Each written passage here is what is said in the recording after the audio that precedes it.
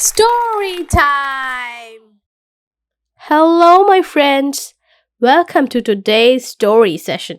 I'm your host, the storyteller, and today we are going to read a creepy and funny bedtime story of a boy named Ethan and his monster, Gabe. So if you have a copy, go grab it. I Need My Monster. Written by Amanda Noll and illustrated by Howard Mack. So let's begin our story. Tonight, when I looked under the bed for my monster, I found this note instead. Gone fishing, back in a week. Gabe. What was I going to do? I needed a monster under my bed. How was I supposed to get to sleep if my monster was gone? I tried to sleep, but it wasn't the same without Gabe. I missed his ragged breathing, his nose whistling, the scrabbling of his uncut claws. How would I ever get to sleep without Gabe's familiar scary noises and his spooky green ooze? It was no use. Gabe would be gone for a week, and I just had to have a monster. I climbed quietly out of bed so my parents wouldn't hear me. Grown-ups have some strange ideas about monsters in their beds. I knocked on the floorboards, then scrambled back under my covers. I waited nervously. Would a new monster appear? What would he be like? Would his snoring be as cheerful as Gabe's? When I heard some creaking under my bed, I knew that the substitute monster had arrived. Good evening, said a low, breathy voice. My name is Herbert, and I will be your monster for the evening. Herbert? What kind of name is that for a monster? You don't sound scary at all. Have you ever scared a kid before? Well, no, but I have read all the best books on the topic. Do you have long teeth and scratchy claws? I asked. No, but I have an overbite, and I am a mouth breather.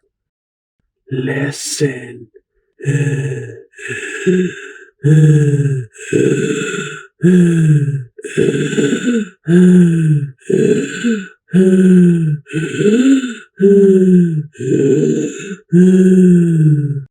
Herbert's panting was kind of scary, but it wasn't enough for me.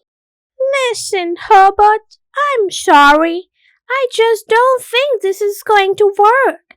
It's nothing personal, but I really need a monster with claws. Piggy. Herbert complained. As you wish, I'll go.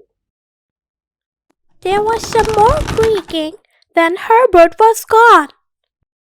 Some scratching warned me that a second monster had appeared. Good evening, he said in a high, silky voice. My name is Ralph. I understand you need a monster with claws. If you would please lean over, I will hold out an arm for inspection. I crouched on the edge of the bed, hoping to see a horrible, shaggy arm with sharp, ragged nails. Instead, I was surprised to see sleekly brushed fur with smooth, shiny claws. Excuse me? I don't mean to be rude, I asked. But is that nail polish on your claws? Yes, it is, Ralph replied. I believe professional monsters should always be well groomed. I could tell that this was not going to work either. I'm sorry to disappoint you, Ralph, but I need a monster with scary claws. Like Gabe's, I thought.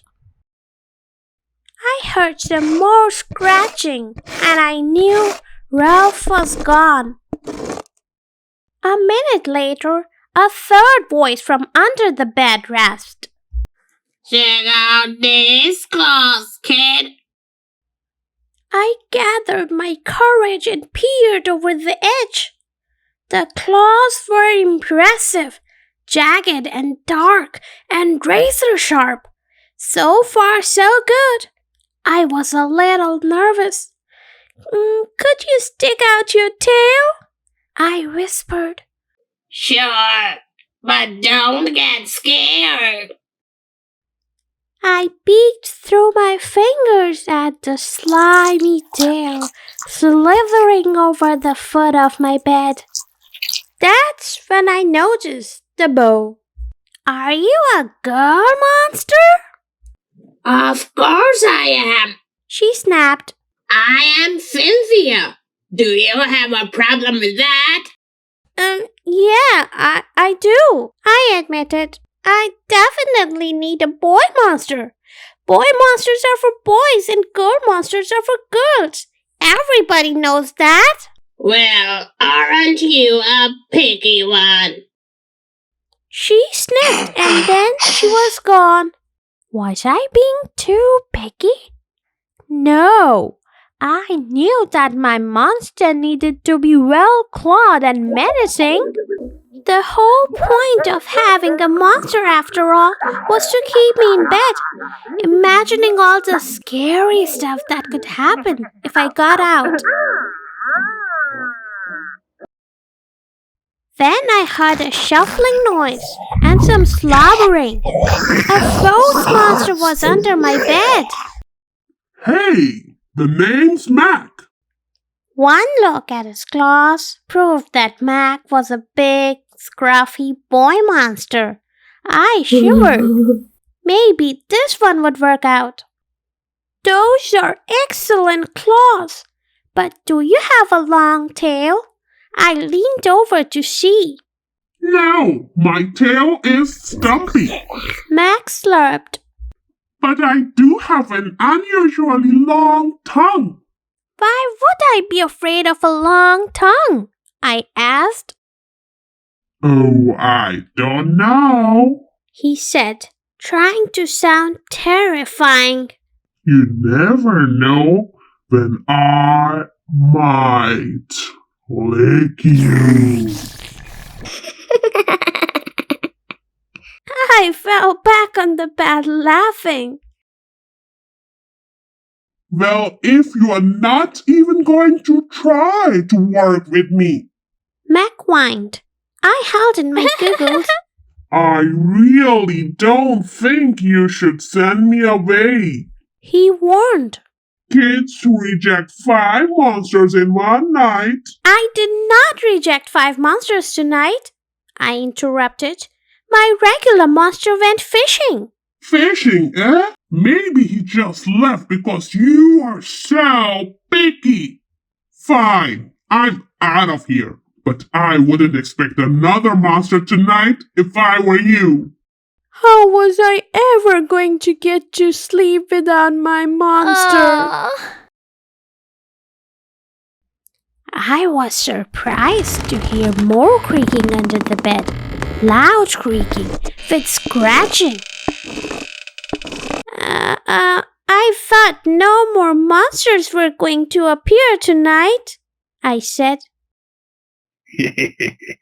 Sorry, I am late, kid. Woo!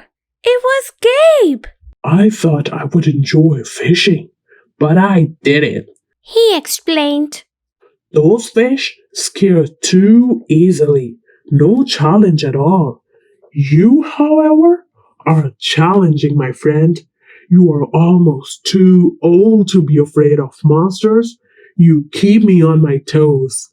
Ah, toes. A delicious snack. The bed quivered as Gabe's stomach rumbled with hunger. Now, if you don't mind, I would like to start the evening with an ominous puddle of drool. I peeked over the edge of the bed.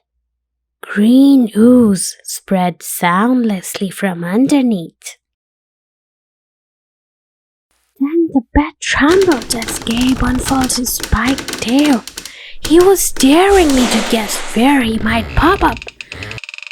I shivered. So, you had some substitute monsters tonight. Gabe said, sharpening his claws on my bedpost. Were you scared? Then Gabe started tapping. I could tell he wanted to know if I still needed him. No other monster can scare me like you, I giggled, diving under my covers and pulling them up tight. Through the blanket, I heard Gabe's soft, comforting notes. Ha! I knew it.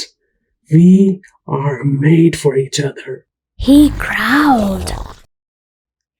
When my blanket started to slip off the bed, I knew Gabe was ready to eat. Now, if you could please stick out your foot, He said, I would like to nibble your pinky. I yanked my blanket back up and scrunched my feet in so Gabe couldn't get them. No toast tonight, but you can have this, I offered, pushing a pillow off the bed. I didn't even hear it hit the floor. Gabe was back. The ooze was perfect. Everything was back to normal. I shivered again.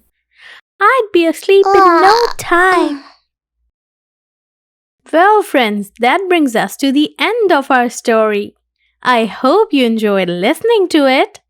I like all the monsters in the story, but my favorite was, of course, Gabe. Which one was your favorite? If you want to hear more cool stories, please check our YouTube channel, Storyteller, and like and subscribe and share with your friends. See you next time!